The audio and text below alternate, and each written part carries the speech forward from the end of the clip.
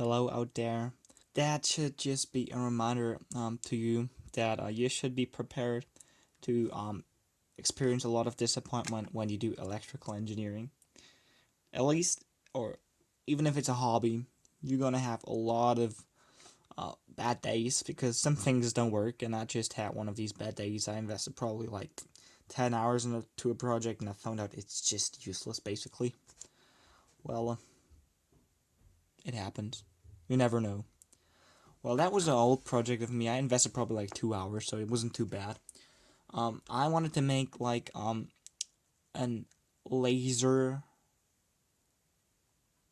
clock kind of thing. So I wanted to put in like 9 LEDs, laser diodes, and I would be able to display 8765. It would be like a 7-segment display with some additional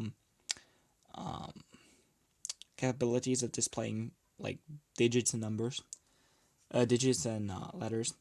But I found out that these lasers must be aligned very, very exactly, and that not all of them are created equal, especially the cheap Chinese ones, that some of them actually shift to the left or to the right. That came out to be a total mess because, one of the lasers was like 5 feet apart from where it should be because it goes left, and the other one goes right. So at the end, you don't have like these 9 LEDs or laser beams on the wall. You actually have them all over the room, and that just didn't seem to work out. Well, that happens, and my today's problem was staffing. I wanted to make an MPPT Solar Charger, and it all seemed to work well.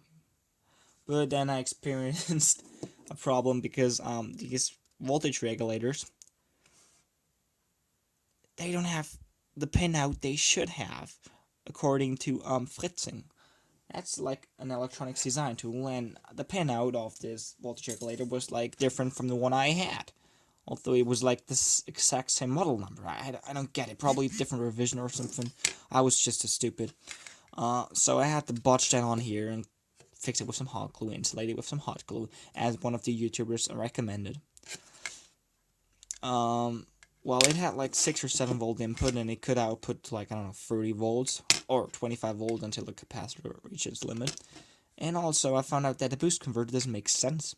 I mean, it worked, but then I found out why a boost converter for solar applications, all of the MPPT solar chargers, they do have a buck converter in there, because you wanted to keep the solar voltage high, because if you go low with the solar voltage, it doesn't increase the current stays the same, just the voltage drops, so you want to be able to get an as high as possible current from the panel, and make it to as low as you want to have it. So you get like a 24 volt panel, which got its peak power, maximum power point at 32 volts, and you want to charge your battery, which is at about 11 volts. So you have to get the voltage down instead of up.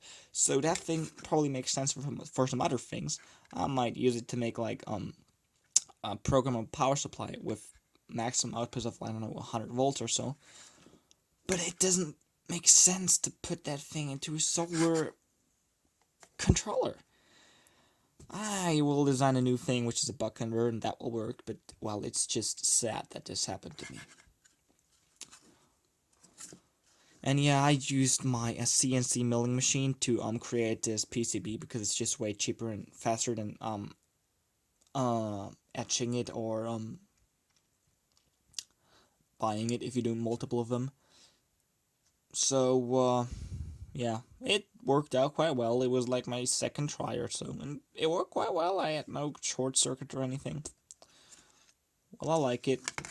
By the way, buy these bulbs. They're probably like 30-40 cents each if you buy them from China. You can plug them into your breadboard. Well, that's a prototype for my buck converter, for my MPPT buck converter. You can just use these lights and plug them in here. See you next time, and be prepared to be disappointed.